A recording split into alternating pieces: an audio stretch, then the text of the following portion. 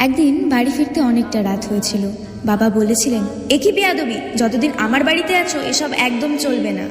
বিয়ের পর একদিন শ্বশুর বাড়িতে নাচ প্র্যাকটিস করছিলাম। শ্বশুর মশাই এসে বলেছিলেন, একই বেলেল্লাপনা, আমার বাড়িতে এসব অ্যালাউ করবো না। আমার স্বামী আমার চোখের জল দেখে বলেছিল, চিন্তা করো না, আমি বদলি হচ্ছি, শহরের বাড়িটা শুধু আমাদের হবে।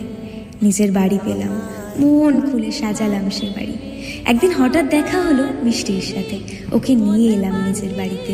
শেষে স্বামী বলেই দিল, আমার বাড়িতে এগুলো আমার একদম ভালো লাগে না।